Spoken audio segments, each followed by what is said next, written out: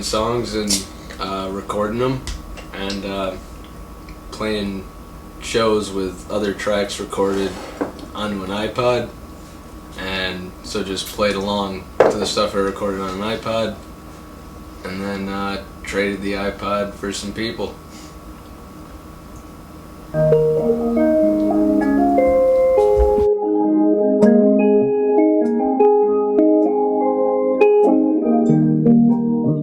If people ask me what I do, I don't tell them my job. I tell them I play in a band, and I work to support it. For 7 days we stayed in a good friend's home.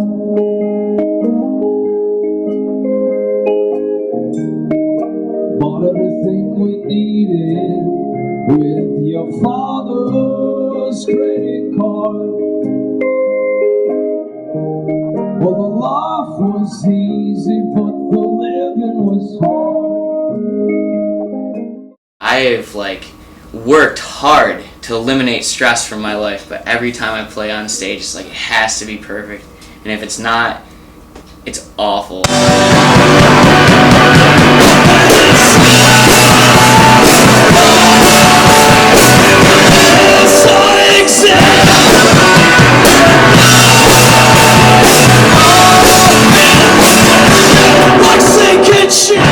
You know, like before you play, and like you feel really nervous, and like if you, it's like a battle in your mind. You know, it's like if you let the nervousness win, like it's not gonna be that good of a set. But if you when you learn to harness that nervousness and actually use it as a positive thing, it just I don't know, sharpens your senses and gets the adrenaline going. And I feel like I used to hate it. I used to hate that nervous feeling before playing, singing in front of people and just complete strangers, and you're a grown man whining about your problems.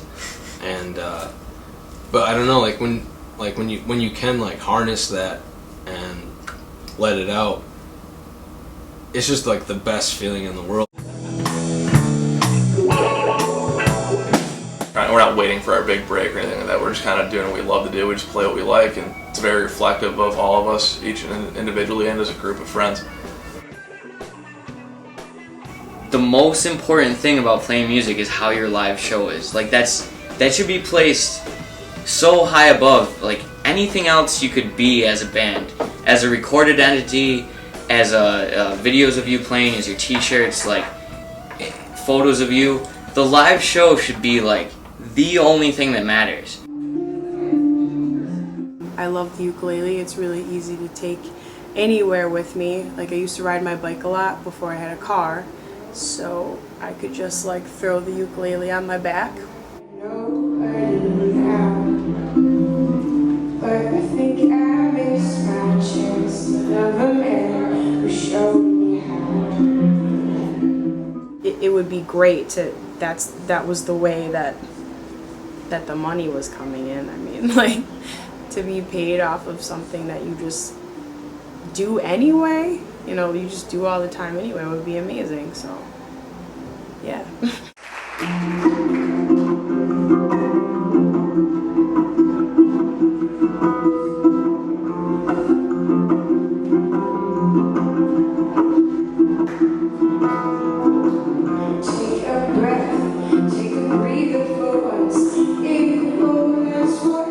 Would think a coffee shop, okay, they're gonna have just folk or this kind of style here, but they don't. They'll just take anyone.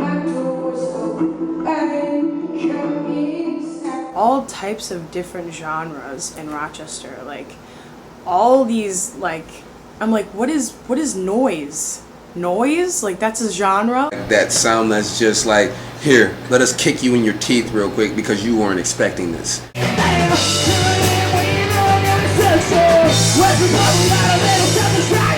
The best part about it is that no one in the audience is ever expecting it.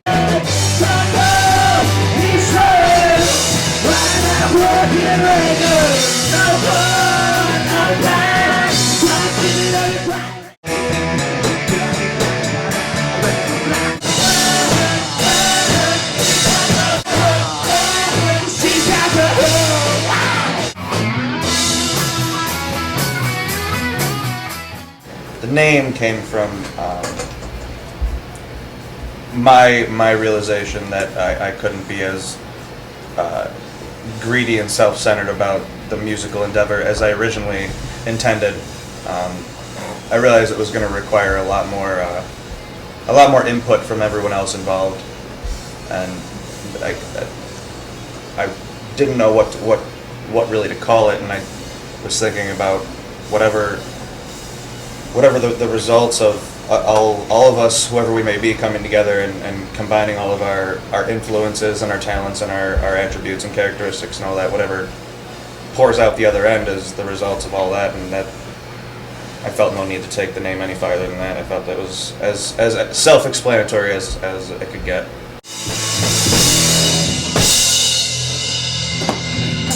Music was always a thing I loved to do, but I didn't think it'd be anything other than that. And then I met these guys, and that became more of a reality and a possibility. And I just figured, why not?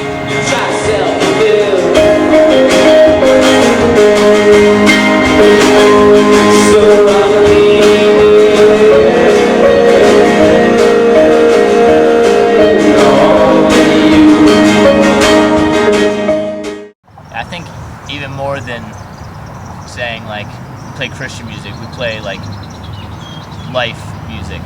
Tonight we don't want to just be up on this stage singing at you, playing at you, talking at you. It wasn't like a conscious like, okay, we're gonna be a Christian band, let's sit down with the Bible and write a Christian song, you know? I think that most everybody else agrees with me. Like, it pisses me off when people are like, oh, this person's really good for a girl.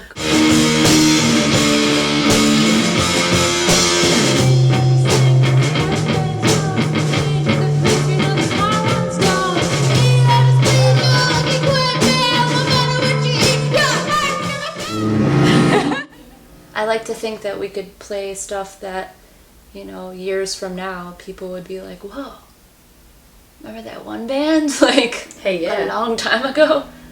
And maybe this would all just happen all over again. And it probably will.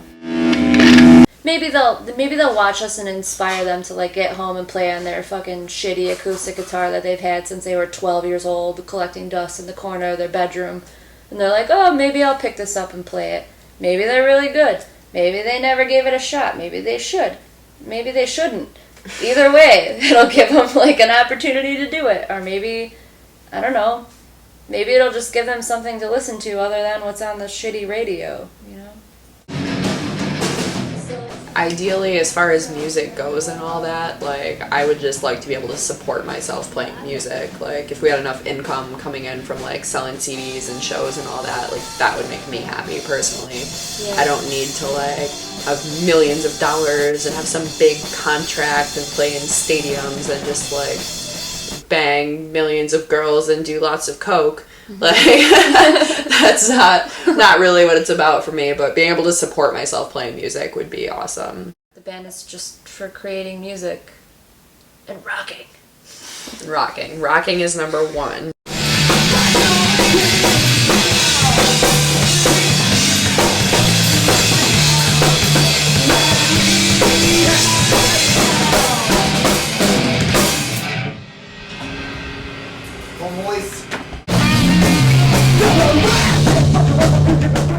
It would be awesome to be that band on the movie that was playing a song that everybody was just partying to and losing their shit. And so we kind of use that as, like, in the back of our heads, like, how we saw our shows going down, like how we wanted them to make it happen. And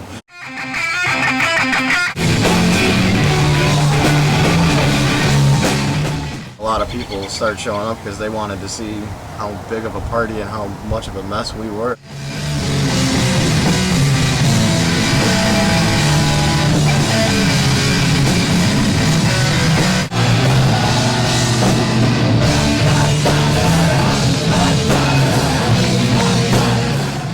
Gotten a couple like emails the next day, or venue owners will post aside and say that was pretty crazy, and I'm not Awesome. supposed to have That let was you have awesome, done that, but- but that was a fun party. That was hysterical, and don't do it again. We found ways around it. But Yeah, they only there's say that because they legally have to. And then they Yeah. get mad when we don't do it the next time. Yeah. Like, Why didn't you get naked? What Because the you hell? said not to.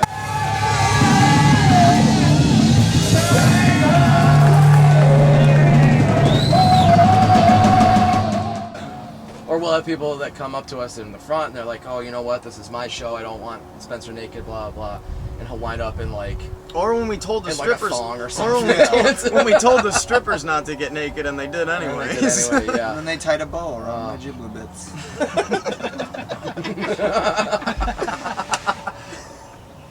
Next question.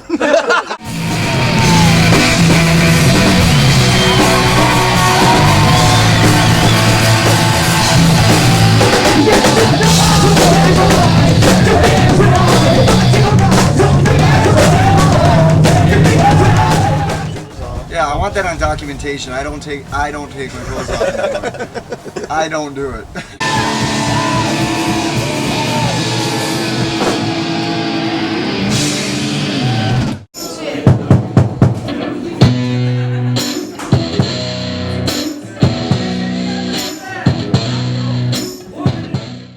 They're just a way to communicate and get validation from communicating without actually having to be good at interacting. In the wind and well, there's many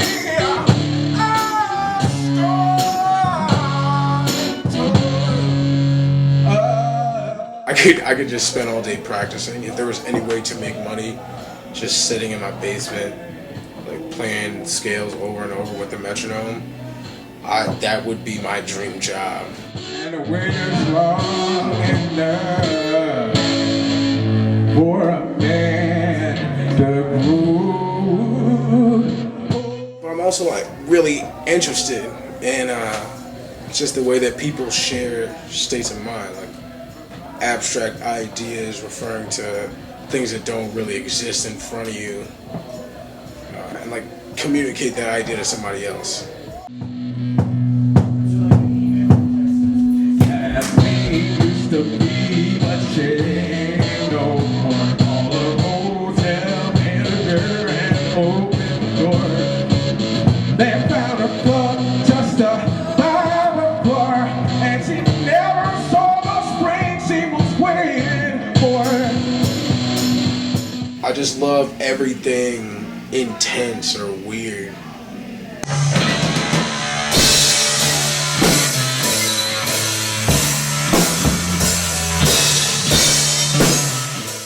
I always wanted to be in a female-fronted hardcore band.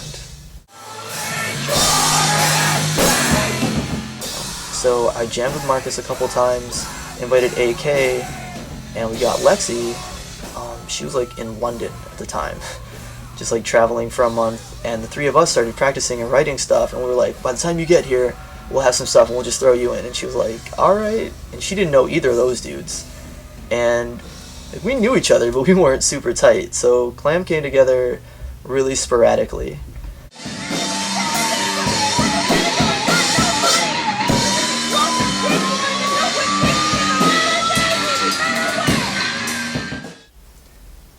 Every song I write becomes my favorite song. When I started writing my own music, you know, my audience was me. You know, like I showed it to friends, but I started playing the music that I wanted to listen to. You know, there were elements of this song and that song on the radio that I liked, but it wasn't what I wanted to hear.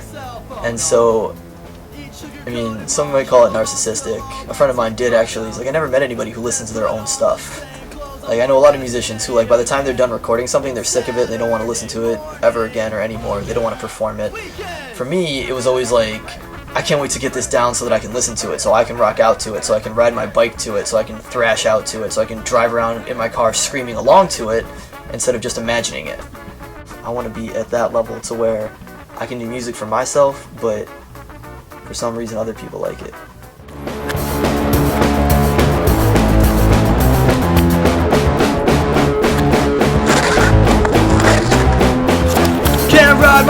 cause there's construction on the street. And that fucking dump truck is just too loud to sleep. Gonna crank the stereo, they hate me so bad. I don't care, I'm rocking out, I'm so rad! So rad!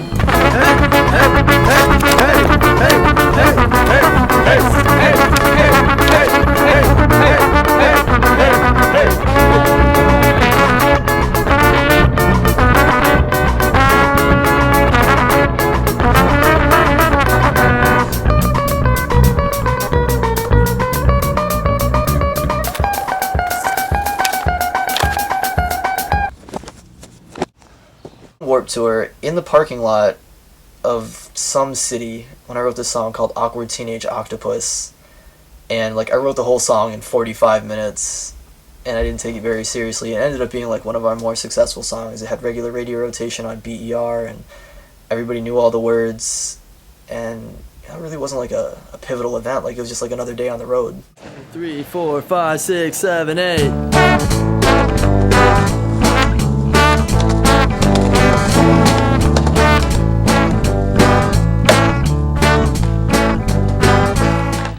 I think the best shows I've ever had were free. House shows are definitely by far the best over any venue that you'll ever play, just because everybody there really wants to be there. Awkward teenage octopus. I grew up listening to Minor Threat too when I got into high school, and a lot of like 80s hardcore, and I got really into like straight edge music.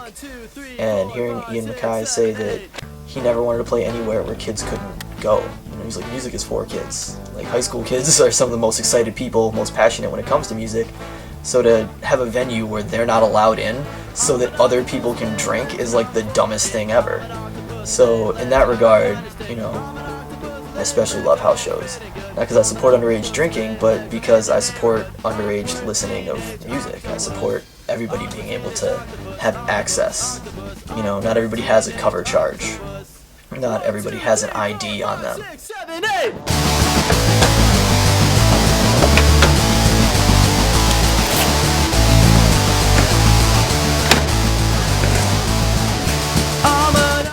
The only people that get paid for music are the people who've been getting paid for music. So I never ever considered music being a way to get paid. It's just something to do, something to spend my money on. You know, it's an investment, but it's not something that pays off. It's more like a car versus a house. People say when you buy a house it goes up in value. When you buy a car, as soon as you pay for it, like it decreases as soon as it's off the lot. But you need the car. You need the car to get around. It's part of your life. You know, music is the same way. You pay money to make music. It's not something that is just given to you, or at least given to most people.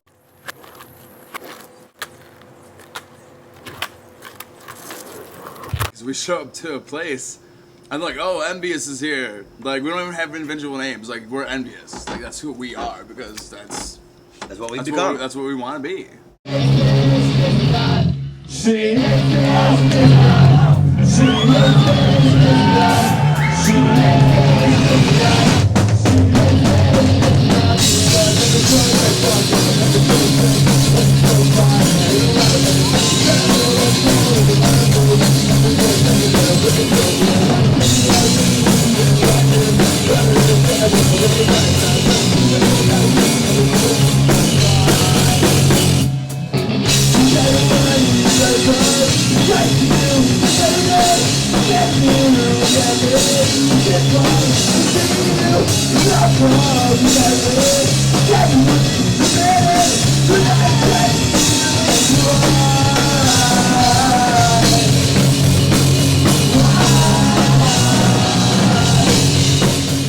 If you want to make money, get a job.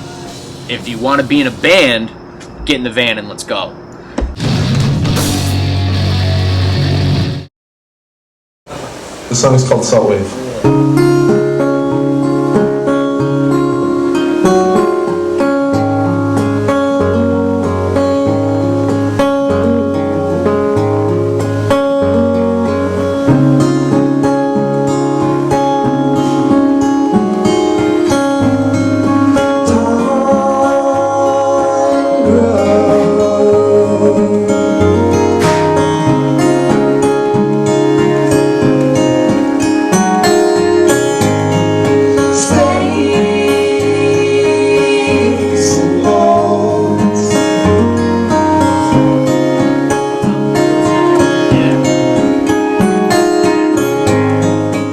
like when we hit those, like when we hit the right notes, when you guys are harmonizing and then our guitars are harmonizing, we hit those right little like, and I'm just like, oh. I love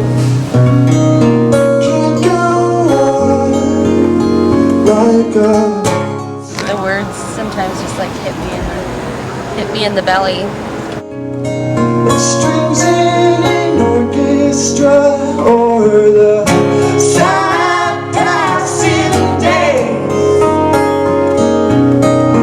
can't go on like a Sunday rain.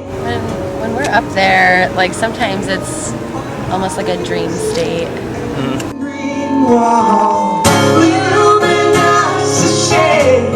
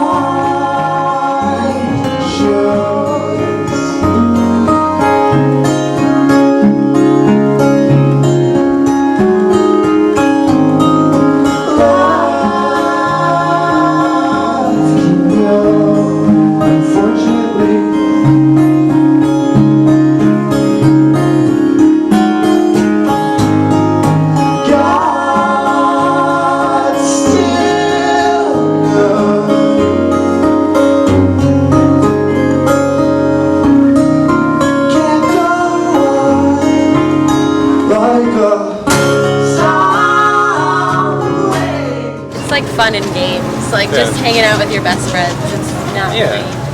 I'm in a band with my best friend.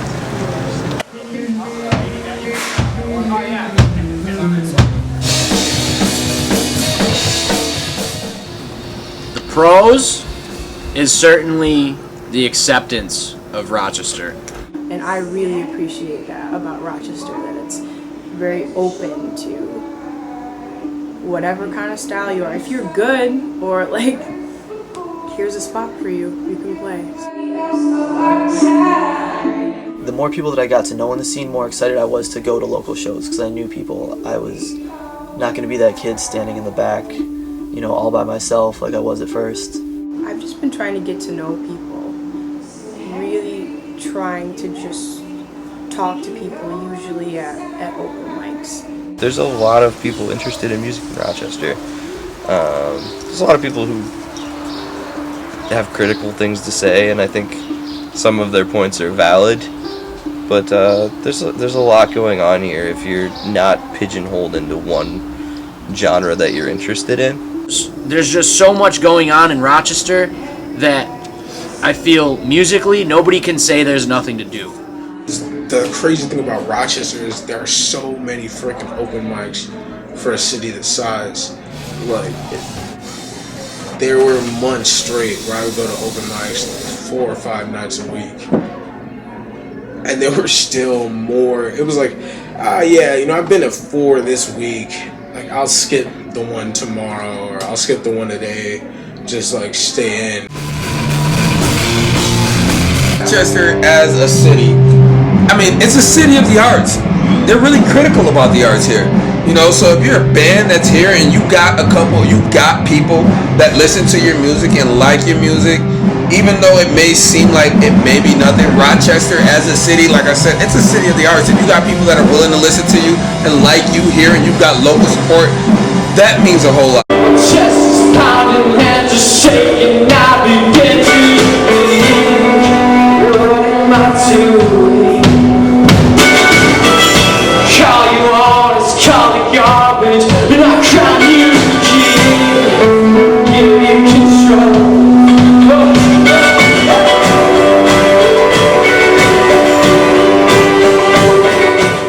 But I feel like in Rochester, it's like every couple blocks there's a coffee shop or a bar or a venue or a church or wherever that you can play at. So really, like, man, I think we may have just barely scratched the surface of places to play.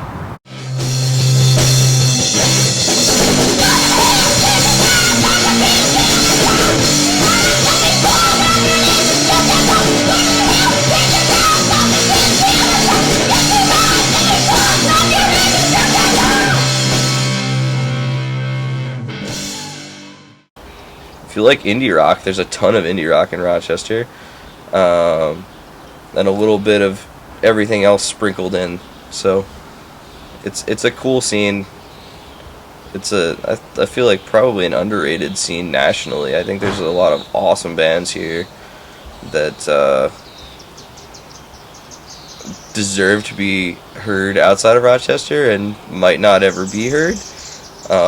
But that's cool too, because then it's just more special to us. But we're still gonna play the song because it's on the set list. Rochester is such a bustling, exploding amalgam of fucking music that it's all here. All the inspiration that we need, all the people that we need, all the venues that we could ever want to play at.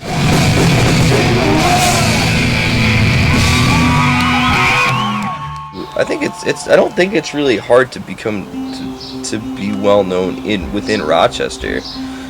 I think there's a lot of places to play, but I think the problem is there's a lot of great Rochester bands that aren't getting outside of Rochester enough. I think people overplay here in Rochester. Endangered Youth has been guilty of that too, where we would play any show that anybody asked us to play, and then people it's not special anymore, and people will be like, oh, well, I can see them play if you play every weekend, people will be like, I can see you play any weekend, and not as many people are going to come out and see you. I think it hurts you more than it helps you to overplay too much, in the same city. I know for a fact Buffalo, they used to have a popping scene, and now recently they've had tons of venues closing on them. Syracuse scene, they've had tons of places closing on them. Albany, they've had places closing on them. So Rochester has really been one of the only cities I know that hasn't had tons of closings. Their music scene hasn't died out. Rochester is on that path. It's kind of almost, I want to say it's like a dying scene of music. As venues close, bands don't really want to play out as much because you don't want to play the same bar all the time. So I feel like the interest in the Rochester music scene is dying out.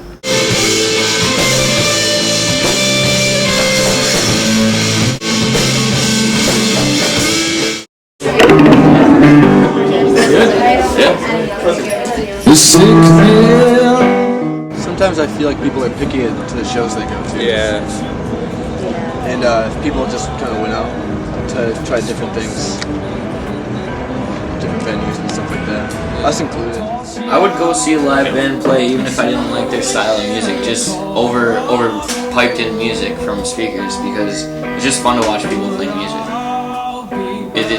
Even if it's like a terrible thing, you can just sort of make fun of it in your head and like have fun, but usually it's just a good time to watch.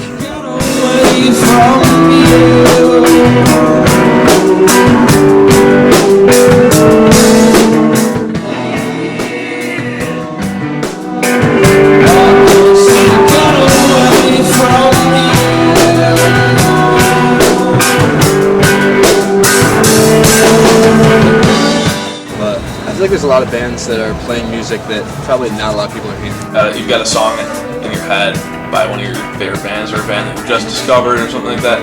It can literally shape your whole mood. That's true. Of your day. Just that connection, you're not looking up into like the gods when you're watching the show. Like you're right there with the musicians. You can smell their sweat. You can sing on the microphone with them, and that's so cool. And the musicians absolutely love it. It's just that intimacy between the audience and the musicians, which is fantastic. Because sometimes just watching somebody live can change everything. That's what the music scene is about. It's about community. It's about caring. We make music. We make music for people to have fun to and dance to and drink to. Do a lot of drinking to. Sex, drugs, rock, and roll. I've played music with a lot of people and had a lot of time to think about this. It's just being on stage it's really crazy.